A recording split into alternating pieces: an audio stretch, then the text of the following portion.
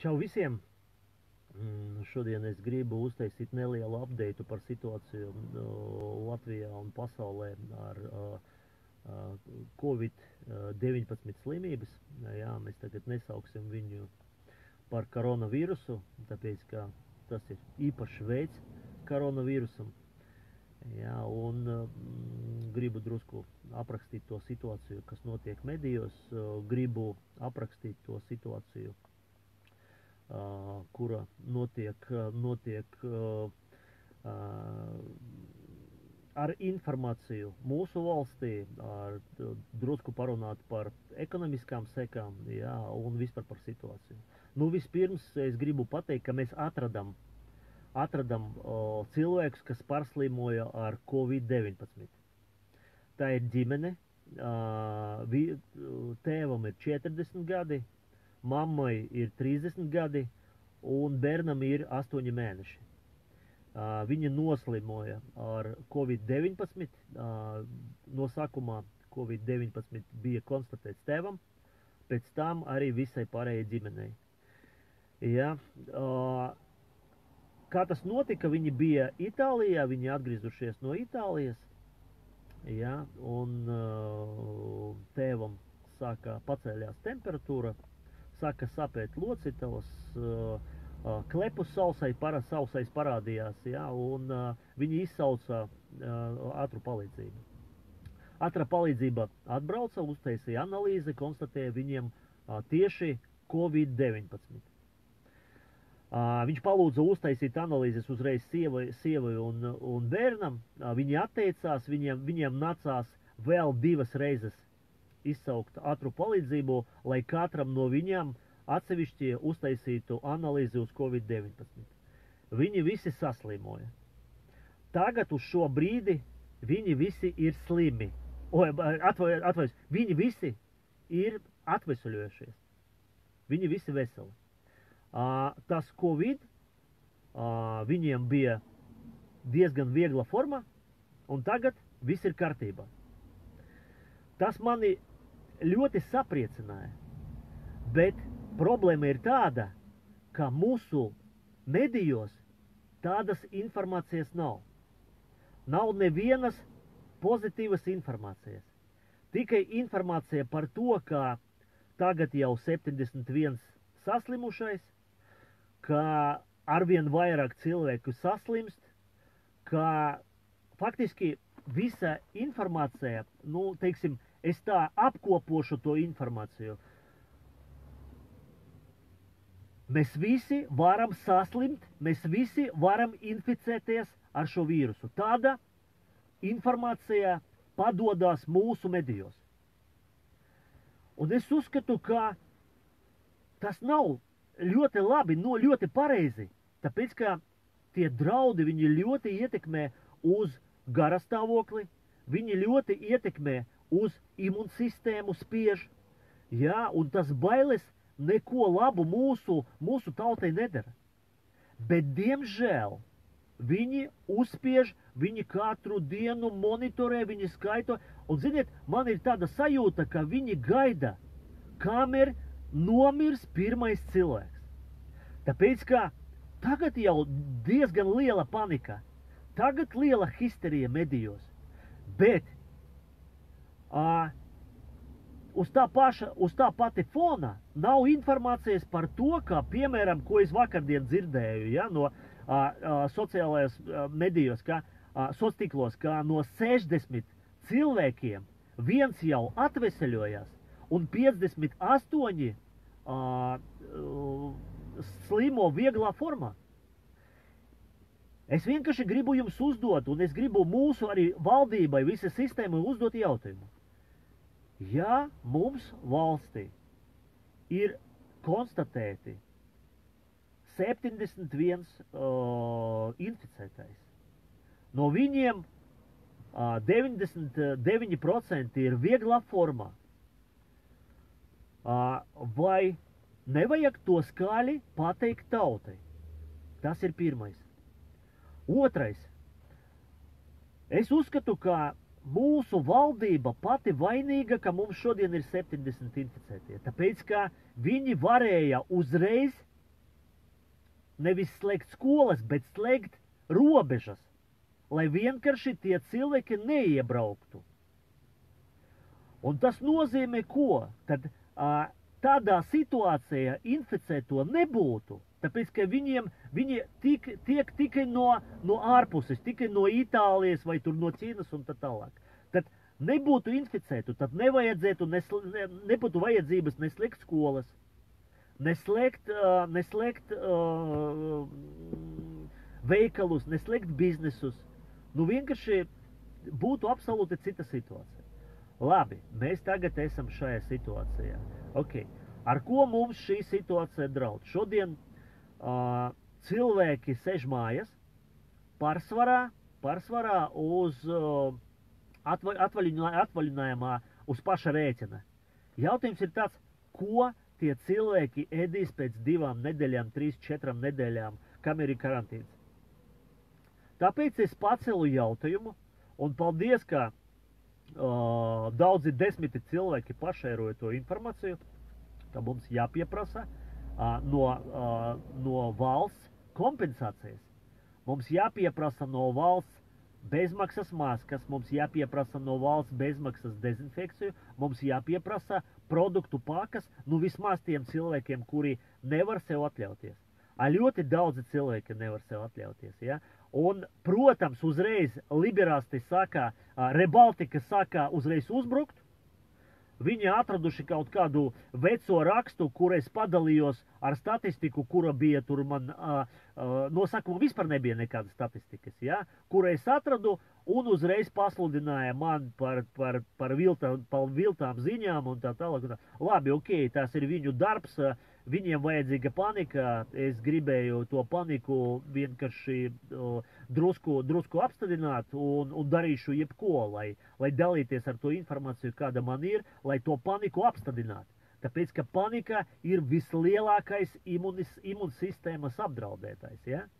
Nu, lūk, vēl, ar ko draud šī situācija? Draud to, ka pēc 2, 3, 4 nedēļām, ja neviens neko nedarīs, ja valdība reāli nesāks kompensācijas izmaksāt un produktus piegādāt tiem, kuriem nav ko ēst, tad faktiski šī situācija pārtops par bada situāciju. Un, manuprāt, tā bada situācija viņa diezgan briesmīga. Ja valdība kaut ko sāka tur teikt, bet es reāli neredzu ne mehanismus, es neredzu, viņi sūtīja katram cilvēkam SMS par to, ka draud Covid-19. Bet es nesaņēmu izziņas par to, ka, piemēram, valdība var piešķirt man vai tur manai vecmāmai kaut kādu palīdzību. Jā, vai tur produktu palīdzību, vai maskas, vai dezinfekcijas, vai vēl kaut ko. Tādas informācijas nekur nav. Visur ir informācija par to, kā tur jūtās medici, kā visiem cilvēkiem paši jāizolējās, bet reāli palīdzības tautai nav. Tālāk. Es uzskatu, ka šajā situācijā mūsu valsts eksistē, lai palīdzētu tiem cilvēkiem, kuri paši sev nevar palīdzēt, vai organizēt par kopējiem līdzekļiem mums kaut kādus servisus, kā skolas, piemēram, slimnīcas un tā tālāk. Ja? Es šodien saņēmu informāciju, uzstājās, piemēram, finanšu ministrs. Ko finanšu ministrs saka? Viņi saka, mēs gatavojamies palīdzēt uzņēmējiem, kuri tur cietušās nozarēs. Bet jautājums, vai nav visi uzņēmumi cietuši no šīs situācijas? Tāpēc, ka darbinieki baidās, viņi negrib, piemēram, transporta nozari, kas notiek. Vadītāji negrib braukt uz Eiropu. Vai šis uzņēmums ir cietušais? Cietušais. Vai viņiem ir kaut kas sakurs ar Covid-19? Nav. Ja? Piemēram, ēdināšanas nozare. Tagad nedrīkst pulcēties tur vairāk pa 50 cilvēki. Ja? Faktiski tie restorāni un kafejnīcas, viņas faktiski uz bankrotas robežas. Un ne visiem restorāniem ir iespēja maksāt pa tukšo to nomas maksu un izmaksas, lai gaidītu, kamēr viss kaut kā atgriezīsies atpakaļ. Ja? Tāpēc es iesaku katram uzņēmējam, runājiet ar telpas īpašniekiem. Ja? Viņiem šodien jums jāsaglabā, faktiski dēļ force majeure jāceļ to nomas maksu. Runājiet vēl, ja jums ir īres dzīvokļi, runājiet, lai jums atceltu tas īres maksas. Tāpēc, ka tas ir force majeure, tas ir kā ugunsgrēks, ziniet, kā pārsvarā visos līgumos rakstās, ja tur plūdi, ugunsgrēki, vīrus tas ir tas pats, tas ir force majeure, tā ir tāda neparedzēta situācija, krīzes situācija, kad viss apstājās, ja. Starp citu, ļoti interesanti ir tas, ka es paša sākumā vēl, ja, marta sākumā nopublicēju, ka bankām dēļ force majeure jāapstādina tos maksājumus, ja, un tagad nesen Svetbanka pasludināja, ka visiem būs brīvdienas, maksājuma brīvdienas, ja. Tas ļoti patīkami, tas nozīmē, ka mēs dalamies, viņi saņem to impulsu no sabiedrības, negrib zaudēt savus reitingus, un viņi pilda mūsu nostāju. Tāpēc dalīties, tas ir ļoti svarīga lieta, jo tad mēs ar vienu fronti kā petīciju parakstām. Tāpēc, ka viņi arī, kā sistēma strādā, viņa mēra temperatūru. Ja, piemēram, ar manu postu par kompensācijām padalījās tur ap 100 000 cilvēkiem, tad viņi zina, ka ja viņi tā neizdarīs, tad tā domā visa tauta. Un ja viņi tā neizdarīs, nepiešķirs tas kompensācijas, ja, tad faktiski viņu reitingi nokritīs. Starp citu, es dzirdēju vakardien, ka valdībai reitingi ir -56. Es nekad nedomāju, ka iespējamie negatīvie reitingi. Ja, tas nozīmē, ka valdība strādā ļoti negatīvi, ka šodien mēs ciešam dēļ tā, ka mūsu valdība absolūti impotenta un bezspēcīga. Ja? Bet tas nenozīmē, ka mums nevajag neko darīt. Tālāk, par situāciju nākotnē. Anglijā, kāpēc uzreiz neslēdza skolas? Tāpēc, ka uzreiz tas Boris Johnson pateica, ka ekonomika zaudēs 3% no IKP. Es domāju, ka ja viņu stipra ekonomika, kurā ļoti ātri var atjaunoties, zaudēs 3%, es domāju, ka Latvija zaudēs šogad no 3 līdz 5%, ja, un IKP būs negatīvais. Protams, kā viņi gribēs to kompensēt no mūsu kabatām, un es domāju, ka Tieslietu ministrija vēl aktīvāk bīdīs kadastra vērtības reformu, lai pacelt kadastra vērtību visā valstī un uz tā rēķina palielināt IKP. Jā, tāpēc varbūt viņi tur uz pozitīvo 1–2% saglabās, jā, bet ne par to iet runa. Iet runa par to, ka diemžēl es šodien, ko pateica šodien Šuplinska? Šuplinska pateica, ka viņa tikai rītdien plāno apskatīties, kā bērniem notiek tas attālināta apmācība. Es teikšu tā, es redzu pēc saviem bērniem, viņi neko nedara. Tas nozīmē, ka ļoti švaki viņa notiek, un viņa draudēja pirms tam, ka ja švaki notiks, tad bērniem pagarinās uz vasaru tas apmācības laiku, ja? Bet es domāju, ka mums jāpretojas tam, tāpēc, ka ja viņi nespēja normāli saorganizēt attālinātas apmācības, tad tā ir absolūti viņu vaina. Es jums pateikšu tā, manam bērnam viens no skolotājiem atsūtīja video apmācības. Viņš vienkārši piegāja pie tāfeles, un tāfelē zīmēja un ierakstīja sevi tajā video.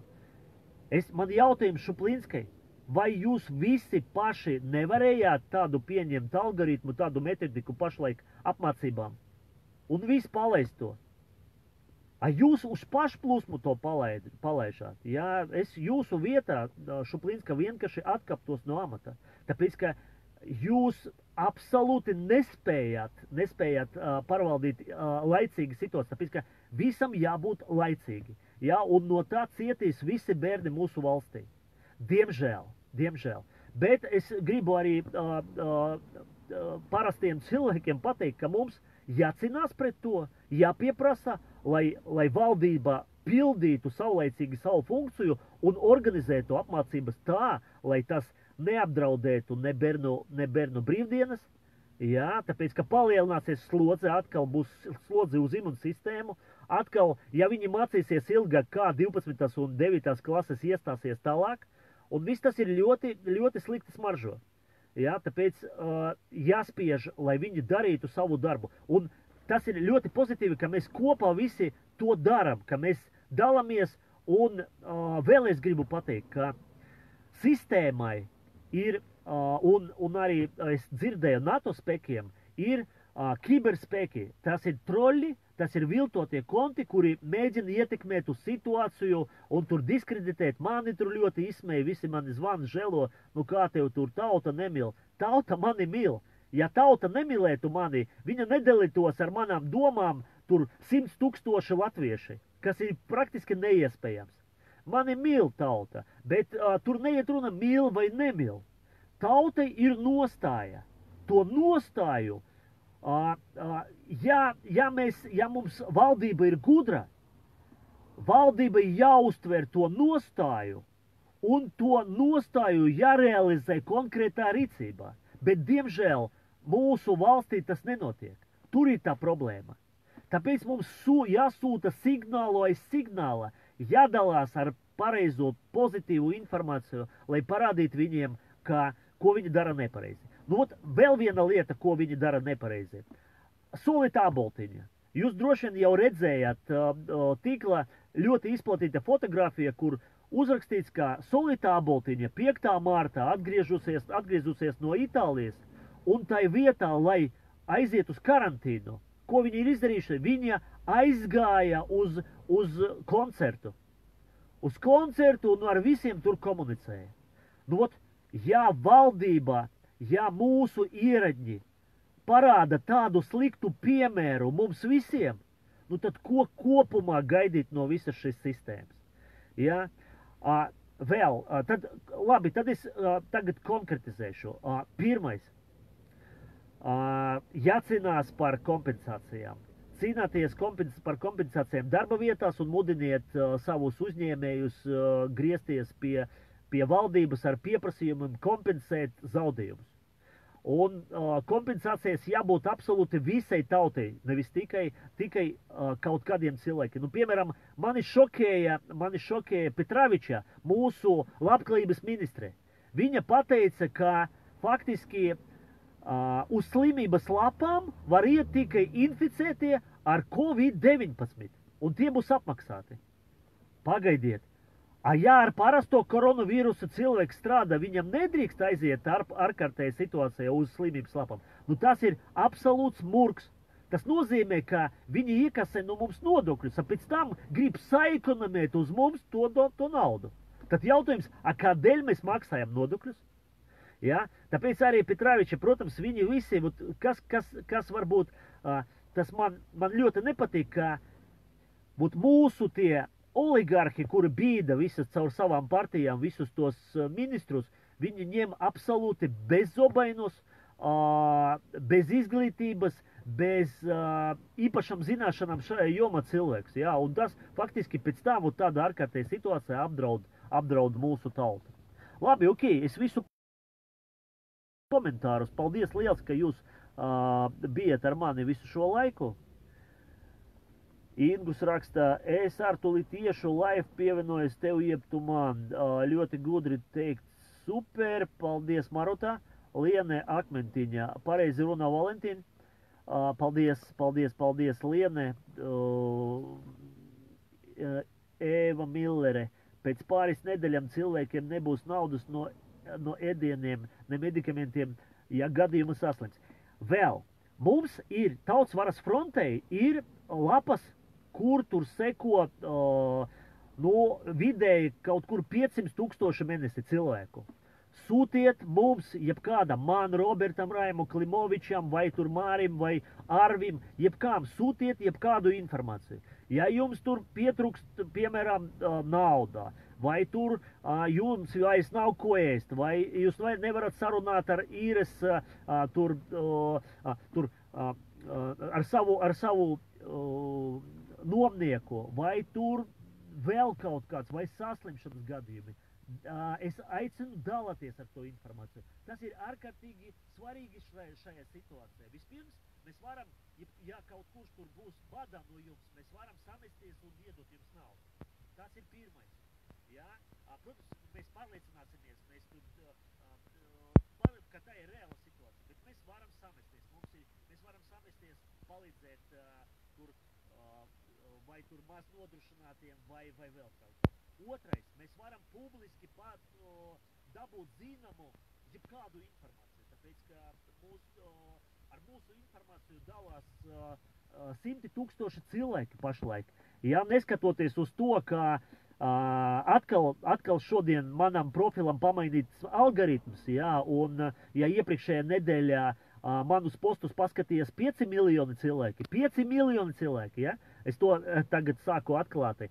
Tāpēc, ka liberāsti tikko viņi redz, ka mans profils ir pārāk aktīvs, viņi griež caur saviem NATO vai kā viņi tur kiberspēkiem, griež to informāciju un iespēju dalīties. Diemžēl tā tas notiek, ja? Deputātiem mūsu negriež neko, ja? Tāpēc, ka viņi ir sistēma.